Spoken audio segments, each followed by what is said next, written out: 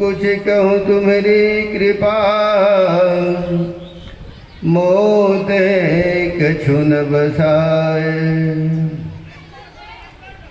हरिक्षण बंदनी 20वीं सदी के महान संत सदगुरु परमाराध्य के पावन श्री चरणों में कोटि कोटि प्रणाम। अपने निवास में अवस्थित परम पूज्यपाद गुरु महाराज के पावन श्री चरणों में कोटि कोटि नमन। मंचासीन वंदनी साधु समाज के पावन चरणों में कोटि कोटि प्रणाम। आदरणीय धर्मप्रेमी सज्जन वृंद, आदरणीय धर्मशिला भक्तिमती माताओं बहनों, परम सौभाग्य हम लोगों का जो 2 दिन से परम पूज्यपाद के सानिध्य में अपने जीवन का परम लाभ संत महापुरुषों को उपदेशों को श्रवण करने का अवसर प्राप्त कर रहे हैं। व्यासदेव जी महाराज ने कहने की कृपा की दुर्लभम मानुष देहे देही नाम शुभंगुर है। आप हम सब लोगों को विचार करने की जरूरत है, इस शरीर की महानता कब तक है, इस शरीर का सम्मान लोग कब तक करते हैं। जब तक इस शरीर में जीवात्मा है तब तक इस शरीर की महानता है, इसका महत्व है। अभी हम लोग सब एक जगह बैठे हुए हैं प्रेम से, कहीं मेरा शरीर छूट जाएगा तो सब लोग यहाँ से भाग जाएंगे और इस शरीर को इस मंच से उतार दिया जाएगा। इसको कोई छूना नहीं चाहेगा। देखते हैं लोग खस्सी को मार लेते हैं, उसको छूते हैं, ले जाते हैं घर, उसमें छुआछूत नहीं मानते। कितनी ढेर सारी मछलियों को मार कर ले आते हैं घर में, पर उसकी कोई छुआछूत नहीं मानते हैं। पर कोई मनुष्य मर जाता है तो मनुष्य कोई छूना पसंद नहीं करता, उस शरीर को कोई देखना पसंद नहीं करता है। लोग यही समझते हैं भूत बन जाएगा, कुछ करेगा, रात में आकर के। इतनी घृणा इस शरीर से सबकी हो जाती है। संतों ने इसके कल्याण के लिए, देखते दूसरे शरीर तो एक आध दिन में दुर्गंध नहीं करता, पर मनुष्य शरीर में इतना गलत गलत चीज भरा हुआ है, 1-2 घंटे के बाद इस शरीर से बदबू आना शुरू हो जाता है। इसकी महानता इसलिए है, दुर्लभ तो है, पर संत महापुरुषों ने बताने की कृपा की इस मनुष्य शरीर से भी दुर्लभ और कोई है संसार में। तत्रापि दुर्लभतरम वैकुंठ प्रिय दर्शनम। मनुष्य शरीर 84 लाख योनियों में दुर्लभ है, पर संत महापुरुषों का संग प्राप्त होना सबसे बड़ा दुर्लभ है। भगवान बुद्ध का सत्संग चल रहा था, लोग प्रेम से कई लोग सुन रहे थे, कई लोग सत्संग में बैठे रहे थे। पर तो मंत्र में संसार में तुम साधु को संग भी होता है, शरीर बैठा रहता है, मन कहीं चला जाता है, सत्संग में तो जरूर बैठे रहते हैं। पर संतों का जो उपदेश होता है सब सही ढंग से नहीं सुन पाते हैं। भगवान उपदेश कर रहे थे, उपदेश करते करते घंटों बीत गया, आरती की समय हो गई। आरती होने के बाद में सब लोग प्रणाम कर रहे थे। एक 18 वर्ष की युवती आकर के भगवान बुद्ध को प्रणाम करती है। भगवान बुद्ध ने उसे पूछने की कृपा की, कुमारी के कहाँ से आ रही है? उसने कहा, प्रभु मैं नहीं जानती हूँ। भगवान ने कहा, क्या तुम नहीं जानती हो? कि महाराज नहीं जानती हूँ। अच्छा ये बताओ कहाँ जाएगी? कहे महाराज वो भी मैं नहीं जानती।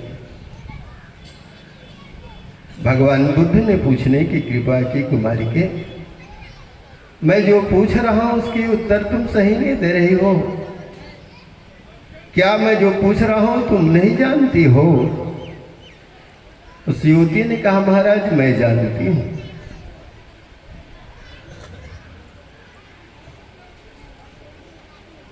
भगवान फिर पूछते हैं क्या तुम जानती हो? क्या तो कहे महाराज मैं नहीं जानती हूं। उस सत्संगी लोग बैठे थे, सब लोगों का विचार वो युवती के लिए बहुत खराब हो गया। देखिए इतने बड़े संत हैं भगवान बुद्ध, पर ये युवती आकर के प्रणाम करती है तो भगवान कहते हैं कहाँ से आ रही है? तो ये कहती है नहीं जानती हूं। भगवान ने फिर पूछने की कृपा की क्या कहाँ जाओगी? तो कहे महाराज नहीं जानती हूं। भगवान पूछते हैं मैं पूछ रहा हूं तुम नहीं जानती हो? तो उसने कहा महाराज मैं जानती हूं।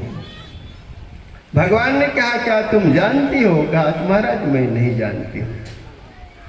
सत्संगी लोगों का गुस्सा चढ़ गया है, भगाओ इस युवती को। भगवान को इतने बढ़िया प्रवचन के बीच में विघ्न बाधा कहां से आ गई? भगवान पूछ रहे हैं कहां से आई है? तो नहीं जानती हूं। कहां जाएगी? तो नहीं जानती हूं। भगवान बुद्ध पूछते हैं कि क्या तुम नहीं जानती हो? तो कहती है मैं जानती हूं। लोगों की आक्रोश को देख करके भगवान बुद्ध कहते हैं बेटी जितने लोग बैठे हैं सत्संग को बढ़िया से नहीं सुन पाए। तुम्हारे मेरे बीच में जो आध्यात्मिक प्रश्न जो हो रहा है तो संतों का शयन कोई सब लोग नहीं बूझ पाते हैं, संतों का इशारा को सब लोग नहीं समझ सकते हैं। बेटी जरा मैं जो प्रश्न किया हूं उसे तुम बढ़िया से समझाकर बुझाकर कह दो। तो युवती कहने लगे प्रभु मैं आपके सामने में क्या बोल सकती हूं, पर आप मेरे मुंह से कुछ सुनवाना चाहते हैं तो कृपा कीजिए मैं आपके प्रश्नों का उत्तर दे सकूं। तो कहे बेटी तुम तो सब कुछ समझदार हो, कहो बताओ। कहे महाराज मैं प्रणाम किया तो आपने पूछने की कृपा की कहां से आई है? प्रभु आपका इशारा है तुम किस शरीर से मनुष्य शरीर में आई हो? कि महाराज आप अंतर्यामी हैं, मैं इस मनुष्य शरीर में किस शरीर से आई हूं प्रभु मैं क्या जानती हूं। पर दूसरा प्रश्न आपने कहा कि बेटी तुम कहां जाओगी? तो कहे महाराज इस शरीर छूटने के बाद मैं कहाँ जाऊंगी मैं क्या जान सकती हूँ? आप तो अंतर्यामी है, आप ही जान सकते हैं। तो पर फिर मैंने पूछा क्या तुम नहीं जानती हो? तो फिर तुमने कहा मैं जानती हूँ। तो तुम क्या जानती हो? कहे महाराज महाप्रलय की ओर सभी को स्मरों में चलते देखा, किससे लुकड़ जुड़ा था सबको ज्वाला में जलते देखा, अंतिम बार चिता दीपक में जीवन को जलते देखा, चलते समय सिकंदर से विजय को करमलते देखा, मरते कोमल बस यहाँ बस्तीन जवानी परदेसी, माया के मोहक बनकर कहूँ कहानी परदेसी। प्रभु भगवान राम भी संसार में आए, भगवान श्री कृष्ण इस संसार में आए, बड़े बड़े महापुरुष संसार में आए, महाराज सबको जाना पड़ा। तो आप मुझसे पूछते हैं क्या तुम नहीं जानती हो? तो प्रभु मैं जानती हूँ।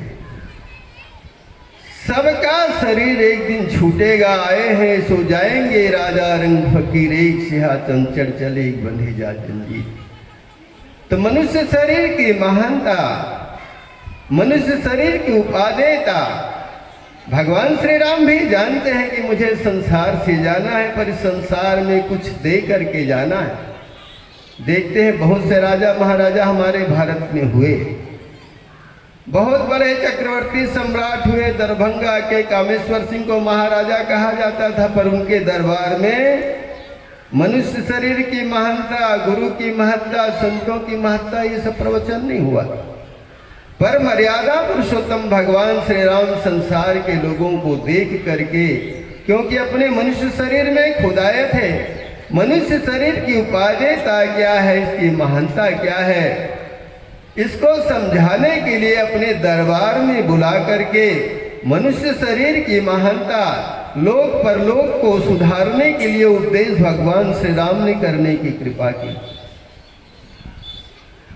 पर इस शरीर, ये जीवन का कल्याण कैसे होगा? संतों ने बताया, साहब के दरबार में केवल भक्ति प्यार। मनुष्य शरीर पा करके जो परमपिता परमात्मा की भक्ति नहीं करते हैं, सदगुरु के शरण में जाकर दीक्षा प्राप्त नहीं करते हैं, तो भगवान श्री राम ने कहने की कृपा की, जो न तरई भवसागर नर समाजस पाए, सो कृत निंदक मंदमती आत्महन गति जाए। प्यारे लोगों, इस मनुष्य शरीर को पाकर के जो भक्ति नहीं करते हैं, लोक और परलोक को मंगलमय नहीं बना सकते हैं, तो मुझे दोष मत देना। इस शरीर छूटने के बाद में 84 लाख योनियों में फिर आपको जाना। इसलिए आज भक्ति की विशेषता, भक्ति की महानता, भगवान श्री राम के उपदेशों को श्रवण करने का अवसर जो प्राप्त हुआ है, हमारे बीच में बहुत से संत महापुरुष लोग विराजमान हैं। तो इस जीव का कल्याण कौन सी भक्ति से होगी?